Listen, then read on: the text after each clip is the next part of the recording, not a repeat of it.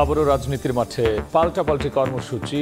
আওয়ামী লীগ নয়, দেশ চালাচ্ছে অদৃশ্য শক্তি। নির্যাতন করে দমানো যাবে না সরকার পতনের আন্দোলন, হুঁশিয়ারি মির্জা ফখরুলের। বিএনপি ভারতের দালাল, আওয়ামী লীগের শক্তি জনগণ। আওয়ামী লীগ দাবি করে তারা দেশ চালাচ্ছে, আসলে কি তারা দেশ চালাচ্ছে? তারা দেশ চালায় না, এক অদৃশ্য শক্তি দেশ চালাচ্ছে। খালেদা জিয়াকে মুক্ত করতে চায়, তাহলে আগে বাংলাদেশকে মুক্ত করতে হবে বিদেশি কাগজের হাত থেকে। আমাদেরকে বলে ভারতের দালাল, দালালকে ভারতের আপ্যায়নে ডিনার খেয়ে বিএনপি নেতারা হাসি খুশি ক্ষমতার স্বপ্নে দিব। দেখছিলেন প্রধান শিরোনাম। রাত 11টার সময় সঙ্গে আছে আমি গোলাম রাব্বি। এবার অন্যান্য শীর্ষ সংবাদ। যারা বলে এই রেলের কি দরকার ছিল, তো কি দরকার ছিল ওদের, আমার মানে এদের একটু ছবি তুলে রেখে সুবিধাগুলি নিচ্ছে কিন্তু একটু দেখা দরকার। উন্নয়ন প্রকল্পের সমালোচনাকারীদের এক হাত নিলেন প্রধানমন্ত্রী, বললেন পরমাণু বিদ্যুৎ সবচেয়ে পরিবেশ বান্ধব। ব্যয় সাশ্রয়ী পরিকল্পনা গ্রহণের নির্দেশ। নাজুক ঢাকা নিতে পারছে না 1 ঘন্টার বৃষ্টিও। 87 মিলিমিটারেই অচল হয়ে পড়ে বিভিন্ন সড়ক, দিনভর যানজটে ভোগান্তি। বজ্রপাতে 2 জেলা 4 জনের মৃত্যু। হজে যেতে ভিসা ইস্যুর শেষ দিনে অনিশ্চয়তা, এখনো হাতে পাননি অনেক মুসল্লি। চ্যালেঞ্জ থাকলেও বিকল্প উপায়ে যেতে পারবেন সব যাত্রী, বলছে হাব। পানি না দিয়ে তিস্তা প্রকল্পে নয়াদিল্লির বিনিয়োগ প্রস্তাব প্রহসন। চীন ভারতের ভূ রাজনীতির বলি না হয়ে নিজস্ব অর্থায়নে দ্রুত মহাপরিকল্পনা বাস্তবায়নের তাগিদ।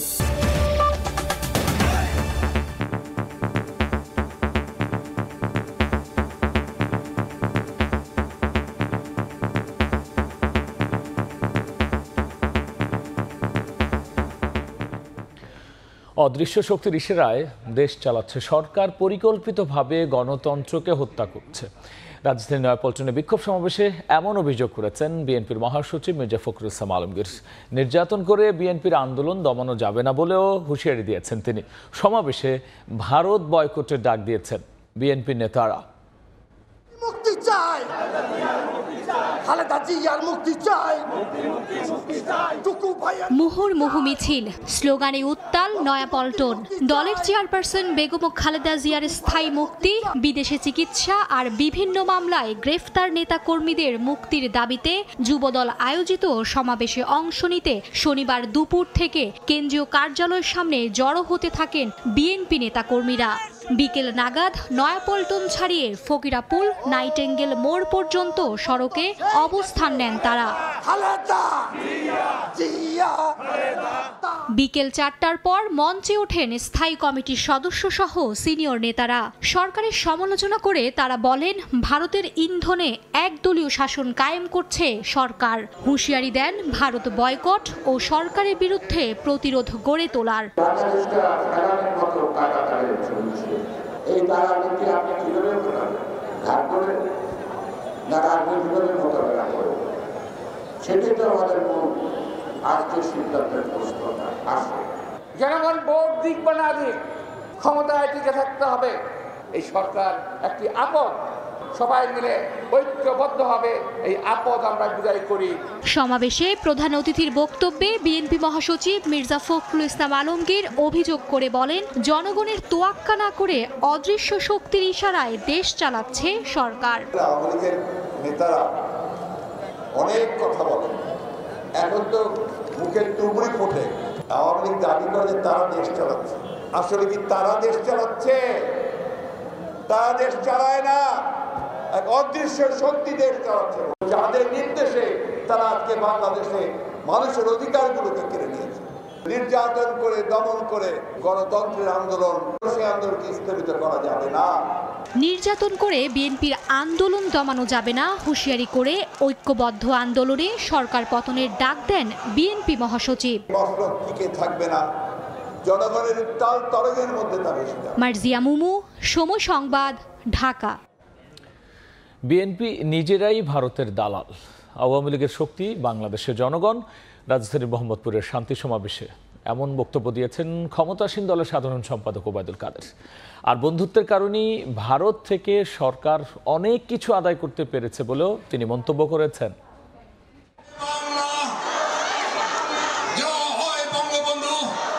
আবারও রাজপথে শান্তি সমাবেশে বাংলাদেশ আওয়ামী লীগ। 7 জানুয়ারি নির্বাচনের আগে আওয়ামী লীগ নিয়মিত এমন শান্তি সমাবেশ করলেও নির্বাচনের পর সেই আয়োজন কিছুটা স্থিমিত ছিল। সবশেষ 1 মে বঙ্গবন্ধু অ্যাভিনিউতে শ্রমিক সমাবেশ করে শ্রমিক লীগ। 10 দিন পর রাজধানীর মোহাম্মদপুরে আয়োজিত হলো শান্তি সমাবেশ। রাজধানীর এক প্রান্তে যখন বিএনপির সমাবেশ, তখন অপর প্রান্ত মোহাম্মদপুরে দুপুরের পর থেকেই কানায় কানায় পূর্ণ হয়ে যায় রাজপথ। এতে অংশ নেন আওয়ামী লীগের কেন্দ্রীয় নেতারা। তারা বলেন, গত 15 বছরে এমন কোনো নাশকতা নেই যা বিএনপি জামায়াত করেনি। ওই বিএনপি জামায়াত তারা আন্দোলনে ব্যর্থ, তারা নির্বাচনে ব্যর্থ। নির্বাচনে ভয় পায় বিএনপি জামাত, এমন অভিযোগ তুলে আওয়ামী লীগের সিনিয়র নেতারা বলেন, পেছনে দরজা দিয়ে ক্ষমতা আসার চেষ্টা এবং আন্দোলনের নামে বিশৃঙ্খলা কোনোটাই মেনে নেওয়া হবে না। নির্বাচনে তারা আসতে চায় না, তারা নির্বাচনের বিশ্বাস করে না, তারা বিভিন্ন পেছনের দরজা দিয়ে ক্ষমতা আসতে চায়। তারেক রহমান যতক্ষণ পর্যন্ত তাদের নেতৃত্ব আছে ততক্ষণ পর্যন্ত তারা সংসদে বিরোধী দলের আসনে বসতে পারবে না। যে কোনো পরিস্থিতি মোকাবিলা করতে আওয়ামী লীগ প্রস্তুত বলে হুঁশিয়ারি উচ্চারণ করেন তারা। এই দেশ জয় বাংলার দেশ, এই দেশ বঙ্গবন্ধুর বাংলাদেশ। পরে আওয়ামী লীগ সাধারণ সম্পাদক ওবায়দুল কাদের বলেন, ভারত বিরোধিতা বিএনপির দ্বিচারিতা। বয়স্কর বাবু কোথায় পালিয়েছিলেন? ভারতে আমাদেরকে বলে ভারতের দালালি কারা করে? নরেন্দ্র মোদী ভারতের যখন প্রধানমন্ত্রী নির্বাচিত, সকালে বন্ধের দিন ভারতীয় দূতাবাসে বিএনপি নেতারা ফুল আর মিষ্টি নিয়ে হাজির হয়েছিল। দালাল কারা? জনগণের জানমাল রক্ষায় মাঠে থাকবে আওয়ামী লীগ, এমন ঘোষণা দেন ওবায়দুল কাদের। বিএনপি জামাতের কথায় কান না দিয়ে শেখ হাসিনার উপর আস্থা রাখার আহ্বান জানান আওয়ামী লীগের সাধারণ সম্পাদক। এই অপশক্তির বিরুদ্ধে খেলা আবারও। হাতিকুর রহমান তামাল, সময় সংবাদ, ঢাকা। অহেতুক কোনো প্রকল্প পাশ করবে না সরকার, এমন কথা জানিয়ে প্রধানমন্ত্রী শেখ হাসিনা বলেছেন, মানুষের উন্নয়নে ব্যয় সাশ্রয়ী আর টেকসই নির্মাণ প্রয়োজন। সকাল ইঞ্জিনিয়ার্স ইনস্টিটিউশনের 61তম কনভেনশনে বক্তব্য রাখেন প্রধানমন্ত্রী। দেশের মেগা প্রকল্প নিয়ে সমালোচনাকারীদের একহাত নিয়েছেন এ সময় শেখ হাসিনা। তার পাল্টা প্রশ্ন, উন্নয়নের সুফল দেখে সমালোচকরা কি লজ্জা পাচ্ছেন?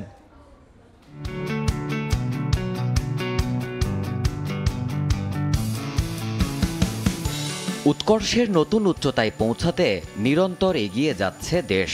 ভঙ্গুর অবকাঠামোর ইতিহাস পেছনে ফেলে এখন দৃশ্যমান দেশের এক একটি মেগা প্রকল্প। পেশাজীবী প্রকৌশলীদের জাতীয় সংগঠন ইঞ্জিনিয়ার্স ইনস্টিটিউশন বাংলাদেশ আইইবির 61তম কনভেনশনে এই কথাগুলোই যেন প্রতিধ্বনিত হলো রাষ্ট্রের সর্বোচ্চ পর্যায়ে। রাজধানীর রমনায় সকালে এই আয়োজনে যোগ দেন সরকার প্রধান। উপস্থিত ছিলেন দেশের বিভিন্ন জেলা থেকে আসা আইবির সদস্যরা। নির্মাণ ও প্রকৌশল খাতে বিশেষ অবদানের জন্য বিশিষ্টজনদের হাতে পদক তুলে দেয়া হয় অনুষ্ঠানে। সরকার প্রধান বলেন, সীমিত সম্পদের এই দেশে এমন কোনো প্রকল্প পাশ করবে না সরকার যা অযৌক্তিক। শুধু নির্মাণের জন্য নির্মাণ করা হবে, এটা কাজ করলেই সেখানে একটা কনস্ট্রাকশন হবে, কমিশন পাবেন, কিছু এই পাবেন সেই পাবেন, সেটার জন্য না হয়। নীতিগত পরিকল্পনায় অতীতের চেয়ে বিদ্যুৎ উৎপাদন সক্ষমতা বেড়েছে জানিয়ে শেখ হাসিনা বহুমুখী বিদ্যুৎ উৎপাদনের প্রয়োজনীয়তা তুলে ধরেন। আমাদের বিদ্যুৎ উৎপাদন আমরা বহুমুখী করছি। সামনে আরেকটা নতুন দিক আসছে, হাইড্রোজেন। এই হাইড্রোজেনের ক্ষেত্রেও কিন্তু ইতিমধ্যেই আমরা পদক্ষেপ নিয়েছি। এখানে আমাদের গবেষণা দরকার। প্রত্যেকটি মেগা প্রকল্প নিয়ে সমালোচনায় মুখর থাকা ব্যক্তিদের প্রতি পাল্টা প্রশ্ন ছুড়ে দেন প্রধানমন্ত্রী। তিনি বলেন, নতুন বাস্তবতায় তারা কি লজ্জা পাচ্ছেন? একটা কিছু ভালো লাগে না গোষ্ঠী আছে, যেমন একজন কেউ প্রশ্ন তুললেন, কি পদ্মা সেতুতে রেলের যোগাযোগের কি দরকারটা ছিল, বা স্যাটেলাইট দুইয়েরই বা প্রয়োজন কি আছে। আমার মানে এদের একটু ছবি তুলে রেখে তারপর মেট্রো রেলে চললো কিনা, টানেলে গেল কিনা, এক্সপ্রেসওয়েতে উঠলো কিনা, বা এই সুবিধাগুলি নিচ্ছে কিনা একটু দেখা দরকার। উন্নয়নের সারথি হয়ে দেশকে এগিয়ে নিতে প্রকৌশলীদের সুযোগ সুবিধার প্রস্তাবগুলো বিবেচনার আশ্বাস দেন সরকার প্রধান শেখ হাসিনা। কোন কোন দাবিটা যৌক্তিক এবং কোনটা কিভাবে করতে হবে। দেবাশিস রায়, সময় সংবাদ, ঢাকা। হজে যেতে ভিসা আবেদনের শেষ দিনে অনিশ্চয়তা। এখনো ভিসার জন্য তাকিয়ে অনেক হজযাত্রী। হাব বলছে সব চ্যালেঞ্জ মোকাবেলা করে ভিসা প্রক্রিয়া শেষ করা হবে। এদিকে হজ যাত্রার তৃতীয় দিনে 8টি ফ্লাইটে সৌদি আরব যাচ্ছেন 3000-এরও বেশি যাত্রী। চোখে সৃষ্টিকর্তার ঘর দিদারের স্বপ্ন, মনে লাব্বাইক আল্লাহুম্মা লাব্বাইক ধ্বনিতে নিজেকে সঁপে দেওয়ার আশা। এহরামের 2 টুকরো সাদা কাপড় পরে লাইনে দাঁড়িয়ে এক মহাপবিত্র সম্মেলনের পথে যাত্রা। তৃতীয় দিনের মতো শনিবার সকাল থেকে আল্লাহর মেহমানদের পদচারণায় মুখর আশকোনা হজ ক্যাম্প। তরুণ থেকে বৃদ্ধ সবাই ইসলামের 5 স্তম্ভের অন্যতম এই ইবাদত সফল হওয়ার পথে, তাই শুকরিয়া সৃষ্টিকর্তার। যে ঘরের দিকে সারা জিন্দগি মুখ ফিরে নামাজ আদায় করেছি, আজকে সেই ঘর দেখার জন্য যাইতেছি। যত মুসলিম আছে সবাইকে আল্লাহ শান্তি দান করুক। এখন পর্যন্ত কোনো ভোগান্তিতে বা হয়রানির শিকার হই নাই আমি। এদিকে হজে যাওয়ার ভিসা ইস্যুর শেষ দিন শনিবার, এখনো ভিসার অপেক্ষায় মুসল্লি। এমন অনিশ্চয়তার মধ্যে হজ অফিস পরিচালক বলছে বাকি ভিসা প্রস্তুতের কাজ চলছে। হজযাত্রীদের আমি আশ্বস্ত করতে চাই, একজন হজযাত্রীও কিন্তু আমরা বাংলাদেশে রাখবো না। আমরা যে কোনো প্রক্রিয়ায় হোক তাদেরকে অবশ্যই নিবন্ধিত হজযাত্রী প্রত্যেকেই হজে যাবেন। এদিকে ভিসা ইস্যুর বিষয়ে সংশ্লিষ্ট এজেন্সির গাফলতি নয় জানিয়ে অ্যাসোসিয়েশন অব বাংলাদেশ হাব বলছে চ্যালেঞ্জ থাকলেও সব যাত্রী যেতে পারবেন হজে। সৌদি কর্তৃপক্ষের সাথে আমরা কিন্তু আমাদের যোগাযোগটি অব্যাহত আছে। আমরা আশা করি এর মধ্যে সবগুলি ভিসা আমরা সম্পন্ন করতে পারবো। এজেন্সিগুলি তৎপর আছে, আমরাও এজেন্সিগুলিকে তৎপর রাখছি। হজ যাত্রার তৃতীয় দিনে 8টি ফ্লাইটে সৌদি আরব যাচ্ছেন প্রায় 3200 জনের বেশি হজযাত্রী। প্রতি বছর বাংলাদেশ থেকে সৌদি আরবের উদ্দেশ্যে হজের জন্য পাড়ি জমান হাজার হাজার মুসল্লি। তারপরেও কোনো না কোনোভাবে ভোগান্তিতে পড়তে হয় এ সকল হজ যাত্রীদের। এবছরও ভিসা প্রসেসিং নিয়ে ভোগান্তিতে পড়ে প্রায় 18,000 যাত্রী। তবে হাব কর্তৃপক্ষ বলছে দ্রুত এই ভিসা প্রসেসিংয়ের যে সমস্যা সেটি কাটিয়ে উঠবেন।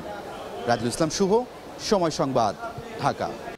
গরমে হাহাকার, আবার বৃষ্টিতেও চরম ভোগান্তি। সমস্যা জর্জরিত ঢাকা নিতে পারছে না কেবল 1 ঘন্টার বর্ষণও। সকালে 87 মিলিমিটারের বৃষ্টিতে ভেসে যায় রাজধানীর বিভিন্ন পথঘাট, আর এতে বিভিন্ন সড়কে তৈরি হয় যানজট। দিনভর সীমাহীন দুর্ভোগে পড়তে হয় স্কুল আর অফিসে যাওয়া মানুষদের। প্রশান্তির বৃষ্টির বিপরীত চিত্র। মাত্র 1 ঘন্টার বৃষ্টি, আর তাতেই জলজটে মোহাম্মদপুর, কাজীপাড়া, শেওড়াপাড়া, মিরপুর 11। অলিগলিতে ডুবেছেই প্রধান সড়কেও হাঁটু পানি। ঘুম ভেঙে বাইরে বের হয়েই যেন জিম্মি জলাবদ্ধতায়। অফিস, স্কুল সব শিডিউল যেন এলোমেলো। এক হাতে জুতা, এক হাতে পায়জামা ধরে বাসায় যেতে হচ্ছে আমাদের। ট্রেনে যত ময়লা পানি আছে সেগুলো দিয়ে হাইটে যেতে হচ্ছে, পা পুরো ভিজে গেছে, চুলকাইতেছে পা। বিঘ্ন ঘটে যান চলাচলেও। যানবাহনের দীর্ঘ জটলায় অনেকেই ব্যর্থ হন ঠিক সময় কর্মস্থলে যেতে। কোথাও কোথাও বাড়ির সামনে, এমনকি বাসা বাড়িতেও উঠে পড়ে বৃষ্টির পানি। সিটি কর্পোরেশন আমরা দরখাস্ত পর্যন্ত করছি, এখনো আমরা শুরু হওয়া পাই নাই। সিএনজি, অটোরিকশা এরাও সব ভাড়া দ্বিগুণ বাড়ায় নাই। মাত্র 1 ঘন্টা। আবহাওয়া অফিসের তথ্য বলছে তাতেই রেকর্ড হয়েছে 87 মিলিমিটার বৃষ্টি। ভয়টা সেখানেই। মৌসুম শুরু হতে না হতেই এমন জলাবদ্ধতার কবলে পড়লে আষাঢ় শ্রাবণে কি হবে? বরাবরই প্রশ্নবিদ্ধ এই নগরের ড্রেনেজ ব্যবস্থা, তাই আবারও তোপের মুখে নগরবাসীর। দায় দিচ্ছেন অপরিকল্পিত উন্নয়নের। গাড়িগুলো যখন যাচ্ছে, গাড়ির ইয়েতে ঢেউয়ে দোকানপাট, মাল সামানা নষ্ট হয়ে যাচ্ছে। উন্নয়ন হবে এটা ঠিক আছে, কিন্তু অবকাঠামোগত দিকটা বিবেচনা না করে উন্নয়ন করলে তো সেই উন্নয়ন কাজে আসবে না। তাপমাত্রার পারদ বাড়লে যেমন হাঁসফাঁস করছে নগরবাসী, তেমনি অল্প বৃষ্টিতেই যেন শেষ নেই দুর্ভোগের। তীব্র গরম, তার মধ্যে একটু বর্ষা হলেই হাঁটু পরিমাণ পানি। এখন ঢাকা শহর আসলে যে কোনো ধরনের ছোট যে কোনো অভিঘাতেই আমরা ঢাকাবাসী জর্জরিত। শুধু কর্তৃপক্ষই নয়, নগরকে বাসযোগ্য করতে দায়িত্ব রয়েছে বসবাসকারীদেরও। চন্দ্রিমা চৌধুরী, সময় সংবাদ, ঢাকা। একতরফা পানি প্রত্যাহারে মরতে বসা তিস্তা প্রকল্পে ভারতের বিনিয়োগ প্রস্তাবকে প্রহসন বলছেন নদী অধিকার কর্মীরা। তাদের অভিযোগ, নয়াদিল্লির প্রস্তাব তিস্তা মহাপরিকল্পনা বাস্তবায়নকে বরং বিলম্বিত করবে। আর তাই চীন ভারতের ভূ রাজনীতির বলি না হয়ে নিজস্ব অর্থায়নে এই মহাপরিকল্পনা বাস্তবায়নের দাবি করেছেন তারা। চায়না সহ আরও আদার্স কান্ট্রি যারা এখানে ডোনেট করতে চায় তাদের জন্য ইয়ারডি এটা পরিকল্পনা আছে, ইয়ারডি খুঁজতেছে। সময় টিভিকে দেয়া এক সাক্ষাৎকারে পানি উন্নয়ন বোর্ডের উত্তরাঞ্চল প্রধান প্রকৌশলী জানিয়েছিলেন, চীনের শক্ত শর্তের কারণে বিকল্প বিনিয়োগকারী খোঁজা হচ্ছে। তারই প্রমাণ মিলল গত 9 মে ভারতের পররাষ্ট্র সচিবের বাংলাদেশ সফরে নানা আলোচনার মধ্যে তিস্তা গুরুত্বপূর্ণ হয়ে ওঠা। পররাষ্ট্রমন্ত্রী হাসান মাহমুদ সাংবাদিকদের জানান, তিস্তা বহুমুখী প্রকল্পে বিনিয়োগ করতে চায় ভারত। ইন্ডিয়া সেখানে ফিন্যান্স করতে চায়। তবে তিস্তায় ভারতের বিনিয়োগের আগ্রহ নিয়ে প্রশ্ন তুলেছেন নদী অধিকার কর্মীরা। তাদের মতে ভারতের একতরফা পানি প্রত্যাহারের ফলেই মরতে বসেছে উত্তরের জীবন তিস্তা। হুমকিতে পড়েছে কৃষি, অর্থনীতি, জীববৈচিত্র্য ও বিশাল জনগোষ্ঠীর জীবন ও জীবিকা। তারা মনে করেন তিস্তা বহুমুখী প্রকল্পে বিনিয়োগের আগে ভারতের উচিত ন্যায্য হিস্সা অনুযায়ী তিস্তার পানি ছেড়ে দেয়া। যে নদীকে ভারত মেরে ফেলেছে সেখানে অর্থায়ন করে কি করবে তারা? এটি তো হচ্ছে সবার আগে বড় প্রশ্ন। আগে পানি ছেড়ে দেবে। তিস্তা বাঁচাও নদী বাঁচাও সংগ্রাম পরিষদের নেতারা বলছেন, চীন ভারতের ভূরাজনৈতিক বলি যেন কোনোভাবেই তিস্তা না হয়, সেজন্য নিজস্ব উদ্যোগেই মহাপরিকল্পনা বাস্তবায়নের উদ্যোগ নেওয়া জরুরি। পদ্মা সেতুর মতো নিজস্ব অর্থায়ন এটা করতে হবে এবং এখানে কোনো ভূ রাজনীতির কোনো খেলাধুলা আমরা মানি না এবং আমরা চাই না। আমরা চাই এর বাস্তবায়ন। 2022 সালে চীনের একটি প্রতিনিধি দল তিস্তা পরিদর্শনে আসেন এবং তিস্তা মহাপরিকল্পনা বাস্তবায়নে বিনিয়োগের আগ্রহের কথা জানান। নাজমুল ইসলাম নিশাত, সময় সংবাদ, রংপুর। সরকারি চাকরির বয়সসীমা 35 করার দাবিতে বিক্ষোভ সমাবেশ ছত্রভঙ্গ করে দিয়েছে পুলিশ। আটক করা হয়েছে বেশ কয়েকজনকে। রাজধানীর শাহবাগে অবস্থান কর্মসূচিতে এদিকে একাত্মতা জানিয়েছেন বাংলাদেশ ছাত্রলীগের নেতারা। বিক্ষোভে উত্তাল ঢাকা বিশ্ববিদ্যালয়ের রাজু ভাস্কর্যের চারপাশ। 30 বছরের ঊর্ধ্বে সরকারি চাকরি প্রত্যাশীরা করেন প্রতিবাদ সমাবেশ। কাফনের কাপড় পরে প্রতীকী প্রতিবাদ জানান চাকরিতে আবেদনের বয়সসীমা 35 প্রত্যাশী শিক্ষার্থী সমন্বয় পরিষদ। কর্মসূচিতে একাত্মতা জানিয়ে ছাত্রলীগের সাবেক সাধারণ সম্পাদক গোলাম রাব্বানিও তাদের সঙ্গে যোগ দেন। আপনারা যেহেতু যৌক্তিক, আপনাদের আন্দোলন যেহেতু সঠিক, সুতরাং অবশ্যই এই দাবি মেনে নিতে হবে। কি পর্যন্ত ভাবে যেগুলা পিটানিও দিছে আমি ভুলার মতো না। সার্কভুক্ত কোনো দেশে 30 নাই, দক্ষিণ এশিয়ার কোনো দেশে 30 নাই। 16 সার্টিফিকেট আমরা 2022-এ পেয়েছি। তাহলে এই যে 6টা বছর নষ্ট হয়েছে, যদি আমাদের এভাবে সেশনজটে নষ্ট হয়ে থাকে তাহলে আমরা সরকারি বেসরকারি আমরা কোনো খাতে চাকরির সুযোগ পাচ্ছি না। আমি একজন বেকার যুবক, আমার সাথে কোন শিক্ষিত মেয়েটা বিয়ে করতে চাবে বা কোন শিক্ষিত পরিবারের একজন মানুষ তার মেয়েকে আমার সাথে বিয়ে দিতে চাবে? এদিকে জনগণের চলাচলে বাধার সৃষ্টি করছিল বলেই তাদের সরিয়ে দিতে বাধ্য হয় বলে জানায় পুলিশ। এখানে কয়েকজন বাস আটকানোর চেষ্টা করেছে, জনসাধারণের গতিরোধ করার চেষ্টা করেছে, এমনকি অনেকের হাতে আমরা কেরোসিন তেলের বোতল পর্যন্ত পেয়েছি। এরকম যাদের সামনে পেয়েছি তাদের গ্রেপ্তার করেছি। এখনও আমাদের অপারেশন চলমান। বর্তমান সরকার অসাম্প্রদায়িক রাষ্ট্র নির্মাণে নিরন্তর কাজ করছে জানিয়ে গৃহায়ন ও গণপূর্ত মন্ত্রী ওবায়দুল মুক্তাদির চৌধুরী বলেছেন, বিরোধী রাজনৈতিক দল হিসেবে মুক্তিযুদ্ধের পক্ষের আরেকটি শক্তি থাকলে বাংলাদেশ আরও এগিয়ে যেত। বিকেলে ঢাকা বিশ্ববিদ্যালয়ের ডক্টর মোহাম্মদ হাবিবুল্লাহ কনফারেন্স হলে মত ও পথ প্রকাশিত 4টি বইয়ের প্রকাশনা অনুষ্ঠানে তিনি এমন বক্তব্য দেন। সংস্থার স্বত্বাধিকারী প্রফেসর ফাহিমা খাতুনের সভাপতিত্বে অনুষ্ঠানে বক্তব্য রাখেন বাংলা একাডেমির মহাপরিচালক কবি মোহাম্মদ নুরুল হুদা, সাংবাদিক অজয় দাশগুপ্ত, পিআইবির মহাপরিচালক কবি জাফর ওয়াজেদ ও মোহাম্মদ সাজিবুল হুদা।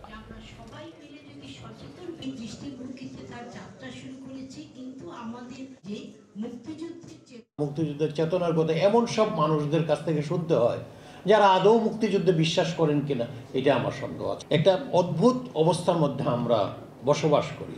আমরা একটি অসাম্প্রদায়িক বাংলাদেশ গড়তে চেয়েছিলাম, ধর্মনিরপেক্ষ রাষ্ট্র ব্যবস্থা গড়ে তোলার জন্য চেষ্টা করেছিলাম, কিন্তু আনফরচুনেটলি আমাদের ব্যর্থতা আছে। আমার মনে হয় এই দুটো প্রত্যয় থেকে আমরা অনেক দূরে আছি।